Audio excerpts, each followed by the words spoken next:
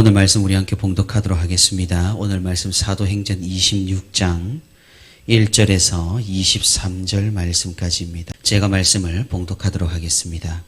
아그리빠가 바울에게 이르되 너를 위하여 말하기를 내게 허락하노라 하니 이에 바울이 손을 들어 변명하되 아그리빠 왕이여 유대인이 고발하는 모든 일을 오늘 당신 앞에서 변명하게 된 것을 다행히 여기나이다.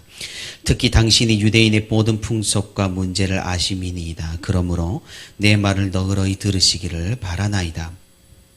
내가 처음부터 내 민족과 더불어 예루살렘에서 젊었을 때 생활한 상황을 유대인이 다 아는 바라.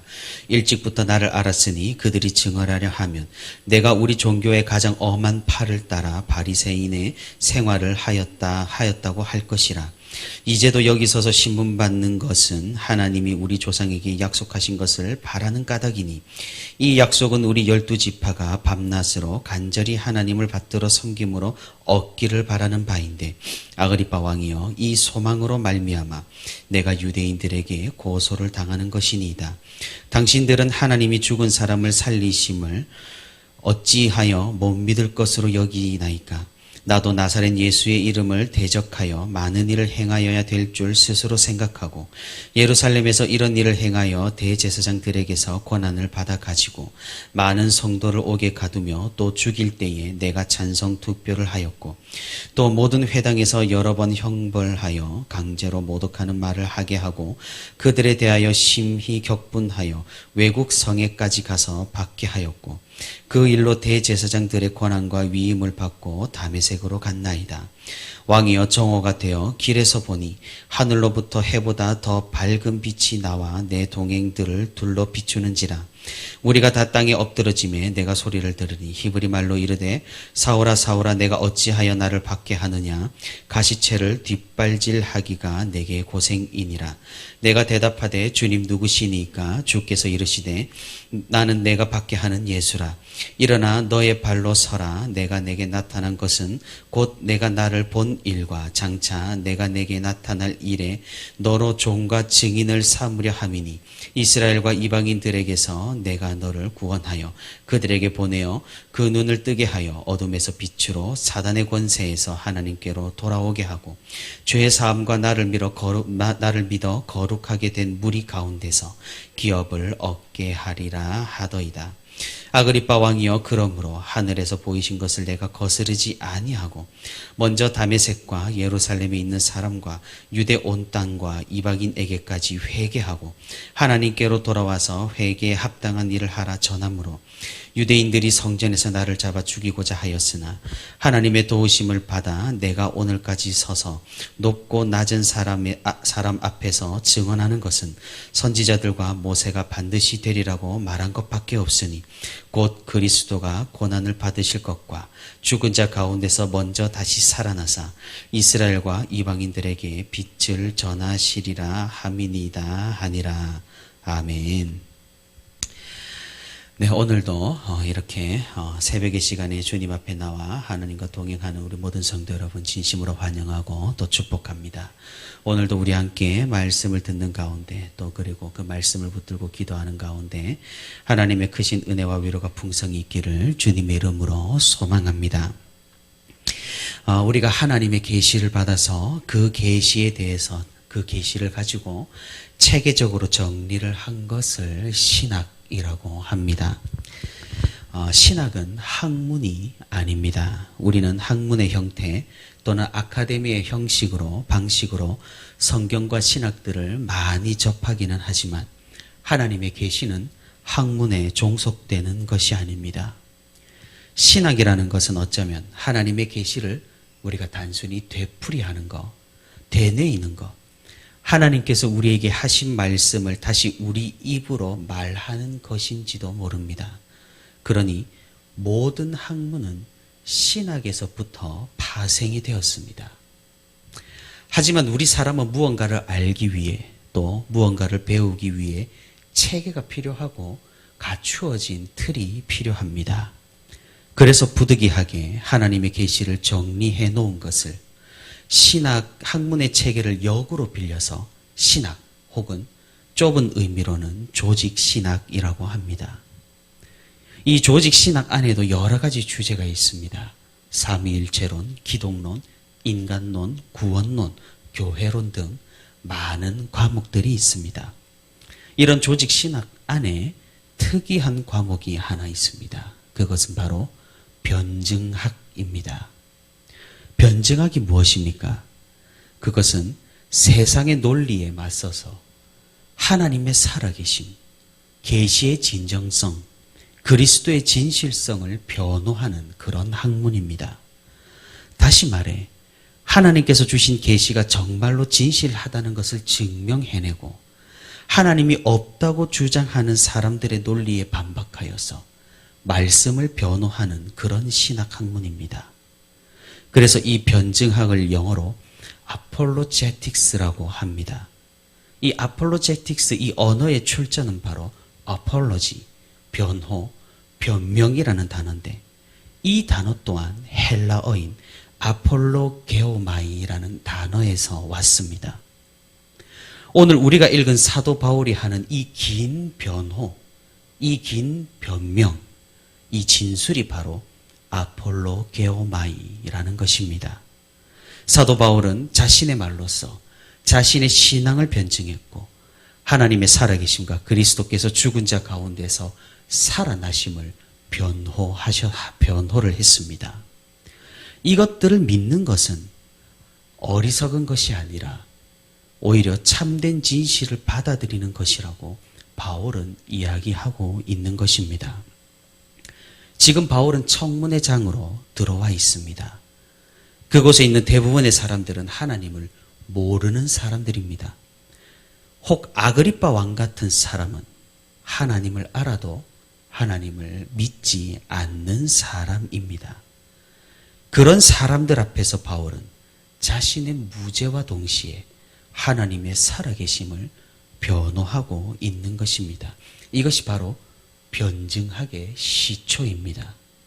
진리를 변호하고 진리를 대변하며 진리를 수호하는 것으로서의 신학, 바울은 지금 변증의 방식으로 복음을 전하고 있는 것입니다. 제가 청문회장이라고 말씀을 드렸지만 사실 우리가 아는 그 청문회장처럼 굉장히 딱딱한 분위기는 또 아니었던 것으로 보입니다. 로마 총독과 팔레스타인 왕과 높은 사람들이 많이 참석했지만 다른 사람들도 그 자리에 자유로이 참석할 수 있었던 것으로 보입니다.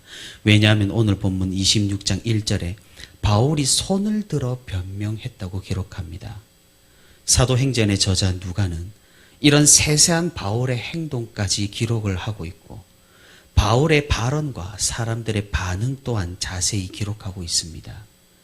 이런 상황은 그 자리에 누가도 참석을 했다라는 사실을 암시하는 내용입니다. 그러니 사실 말이 청문회장이지 어떻게 보면 자유로이 발언하고 토론하는 그런 회담장이었던 것으로 보입니다. 그리고 바울이 오늘 하는 변호의 내용들을 보면 고발자들의 고발 내용에 대해서 세세하게 변호하지 않고 오히려 자기의 이야기를 많이 하는 것을 읽어볼 수 있습니다. 이것 또한 바울을 고발한 사람들이 그 자리에 없다는 것이고 바울은 자유로이 말할 수 있는 기회를 분명히 받았다는 말입니다. 다시 말해서 삼엄한 고소 고발의 분위기가 아니라는 것을 알 수가 있는 것이죠. 바울은 이 기회를 통해서 자신의 무죄함과 그리고 그리스도의 부활을 분명히 전할 수 있었던 것입니다. 바울은 먼저 2절과 3절에서 아그리빠 왕을 칭찬하면서 시작을 합니다. 이것은 아부와 아첨과는 다릅니다.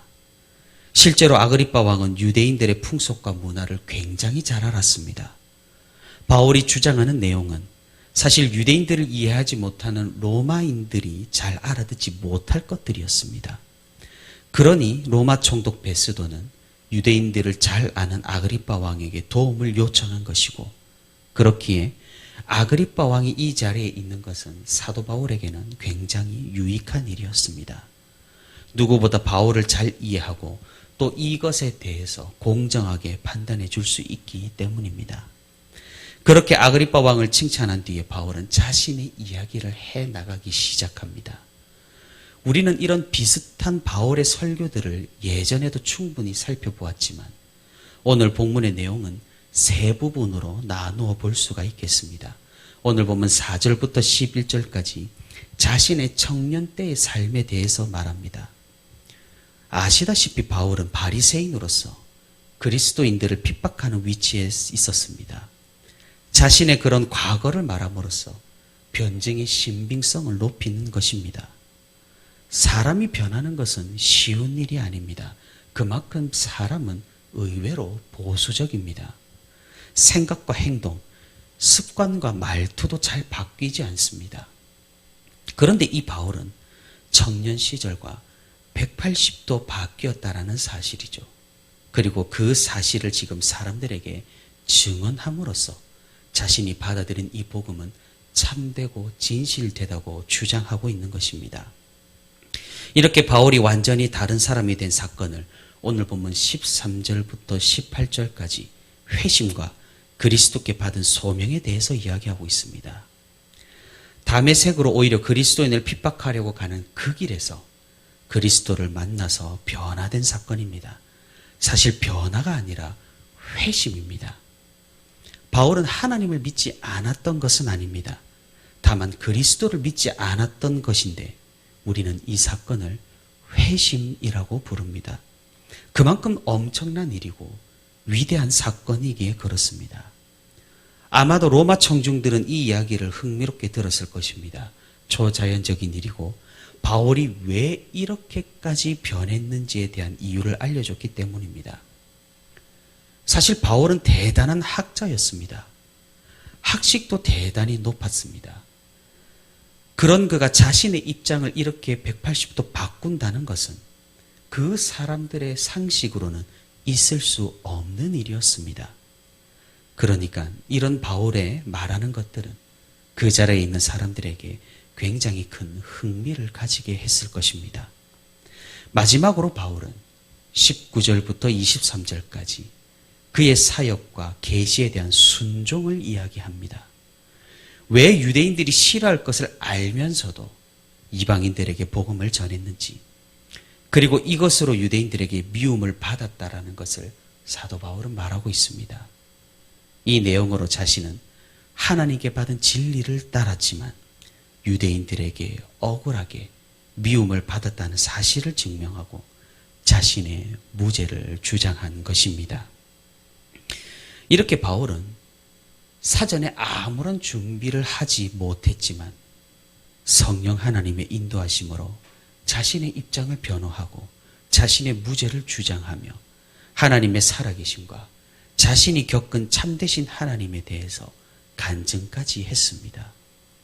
그곳에 모여있던 무리들, 그리스도를 믿지 않는 사람들, 복음을 접해보지 못한 사람들은 아마도 큰 도전과 충격에 빠졌을 것입니다.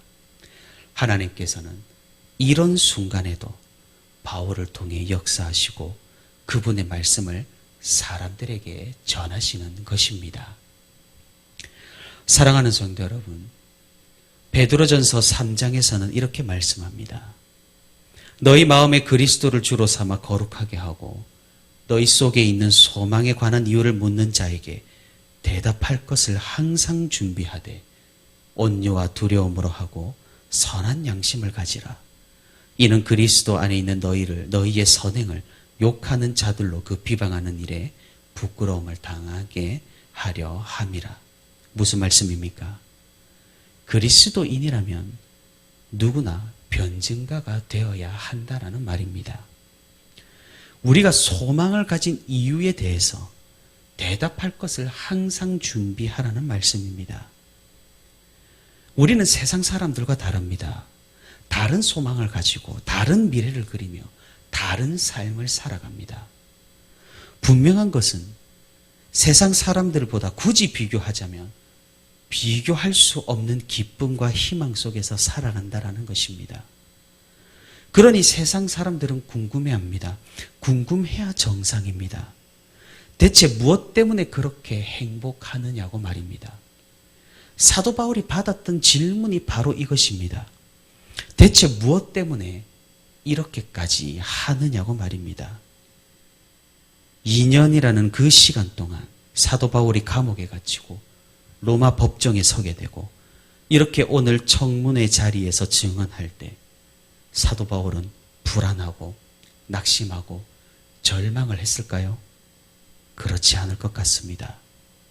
사도 바울은 예수 그리스도를 믿었고 소망 가운데 살았으며 그렇기 때문에 기뻐했고 행복했으며 그의 감옥에서는 찬송이 넘쳐 흘렀고 말씀을 나누는 기쁨이 넘쳤습니다.